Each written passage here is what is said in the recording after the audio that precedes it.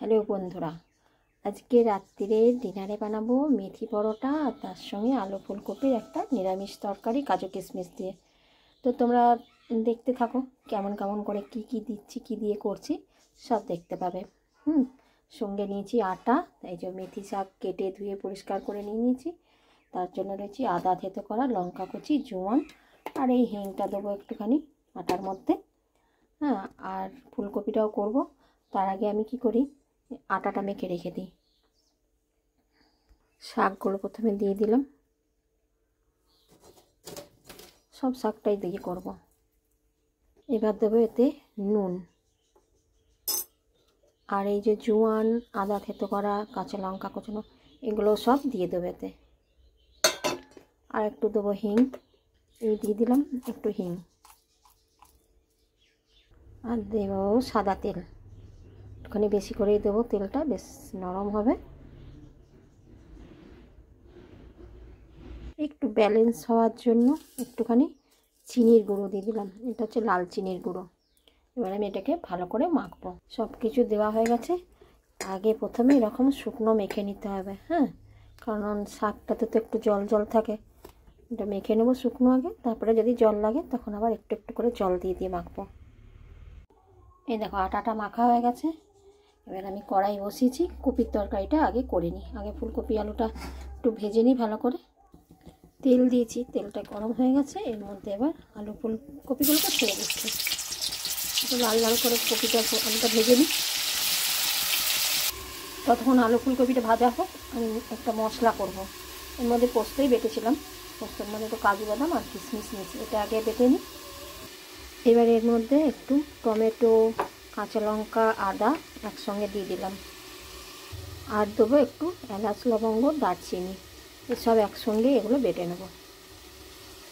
এই দেখো মশলা বাটা হয়ে গেছে, কি সুন্দর হয়েছে, একদম স্মুথ বাটাটা। এবার এই আলু ফুলকপি ভাজাটার মধ্যে পরিমাণ মতন নুন হলুদ সব দেবো। নুন হলুদ সব দিয়ে দিলাম,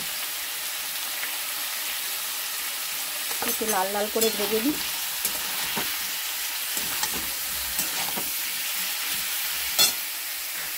আলু ফুলকপিটা ভাজা হয়ে গেছে।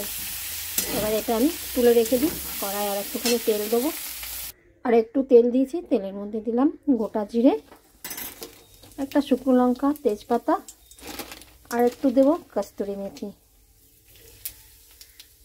এটা একটু ভেজে নিই, দিয়ে মশলাটা দেবো। এই মশলাটা বেটে রেখেছিলাম, এই মশলাটা এবার আমি ওতে দিয়ে দেবো। মশলাটা খুব ভালো করে কষতে হবে। এবার মশলার মধ্যে দেবো পরিমাণ মতন সব গুঁড়ো মশলাগুলো। নুন দিলাম, হলুদ, red chilli powder, red chilli পাউডারটা একটুখানি বেশি দিলাম, আর মিষ্টির জন্য একটু গুড়ের পাউডার। আর এটাকে ভালো করে কষি। একটু টক দই দিলেও ভালো হতো, কিন্তু আমার যেহেতু টক দই নেই, তোমাদের যদি থাকে তোমরা টক দই দিতে পারো এর মধ্যে। এবার এই ফুলকপি আলু ভাজাটা দিয়ে দিচ্ছি এতে। এটা দিয়ে একটুখানি কষে নিয়ে অল্প একটু জল দেব। এবার একটু জল দিয়ে দিলাম, ব্যাস একটু ফুটে যাক। তরকারিটা এবার হয়ে গেছে। এই যে এরকমই রাখবো, সব গ্রেভিটা টেনে নেবে যতটুকুন আছে।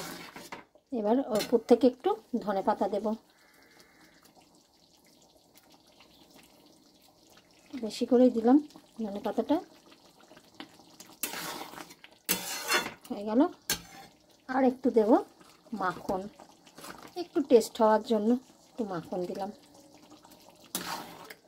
ঘি থাকলে ঘিও দেওয়া যায়, তো আমার ঘি নেই তাই মাখন দিলাম। এবারে নামিয়ে নেব তরকারি। এই হয়ে গেল আমার তরকারি। এবার আমি পরোটাগুলো ভেজে নিই। এবার এই পরোটাগুলো করে নেব। এই যে লেচি করে নিয়েছি, এই কটা করেছি লেচি, এরকম গোল গোল মোটা মোটা করে করব। চলো বেলে নিই আগে, তারপরে আসছি। চলো আমার বেলা হয়ে গেছে, এবার আমি তাওয়া বসিয়ে দিয়েছি, একটা দুটো দুটো করেই ভাজবো হালকা আছে। কি বানাচ্ছেন আজকে? আজকে তোর জন্য মেথির পরোটা আর একটা ফুলকপির ফার্স্ট ক্লাস তরকারি করেছি, দেখ কাজু কিশমিশ দিয়ে। তো পরোটাগুলো ভেজে নিই, শাঁকা হয়ে গেছে, একটু অল্প অল্প তেল দিয়ে ভাজবো।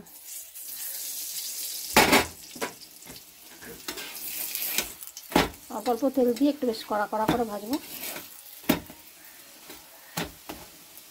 চলো পরোটাগুলো ভাজা হয়ে গেছে, এবার তবে খাবার বাড়ি গরম গরম। চলো তবে এবার বেড়ে নিই খাবার। এই হচ্ছে কপির তরকারি আর এই মেথি শাকের পরোটা। কেমন হলো একটু বলো তো তোমরা, আর ভালো লাগলে কমেন্ট করো, লাইক করো, শেয়ার করো।